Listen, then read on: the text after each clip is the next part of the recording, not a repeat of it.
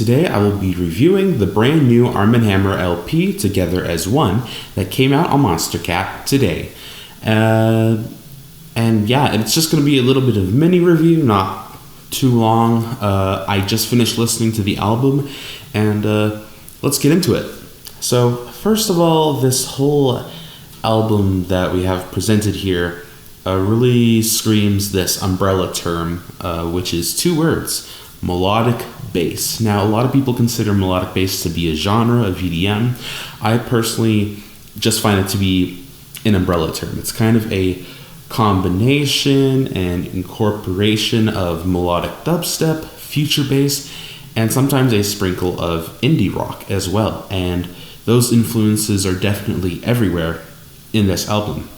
Now, I feel like the main problem with melodic bass in general is that it hasn't really evolved much, and neither have most of those genres that I just mentioned within EDM. Melodic dubstep is known for being melodic, emotional, having good atmosphere, being heavily vocal driven, but there hasn't really been anything else much expanded on it either.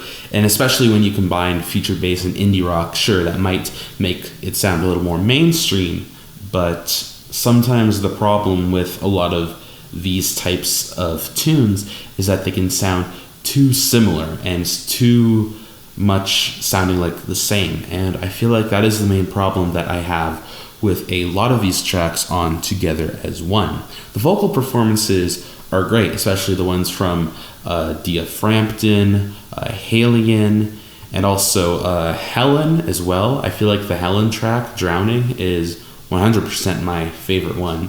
But there's also a couple that are a little weak as well, like Trilla, and also Stephen Puth, which is Charlie Puth's brother, who is uncredited on September Nights. I don't know what the heck happened there. Those heavily auto-tuned vocals are horrendous, and I don't see the emotion in them at all. I just think it makes the song 100 times worse. But either way, most of the vocal performances on this album are very strong. However, I feel like the production can sometimes feel very one note and very similar. I don't have a problem with it being mainstream. I feel like a lot of complaints against this LP is that the album is way too mainstream. But I don't have a problem with pop-influenced EDM or melodic bass whatsoever. I mean, it's bound to happen, and I like a lot of it that comes out. But the problem with this album is that a lot of it feels very bland and generic. I've heard a lot of this back in like 2015, 2014. There's another thing is that there's so much of it coming in recently that it just seems to be watering down this side of EDM as a whole. There's just so much of it that it's like overflowing, and it's just really difficult to figure out the distinction of each genre and each song, and that is one of the problems I have on this LP. Now, there are some strong tracks, some that I would come back to, like Drowning, Someone to Forget, and In the Middle with Britt Laurie. And Britt Laurie is a great vocalist. I forgot to mention her early. She is absolutely incredible, and she did really good on that song.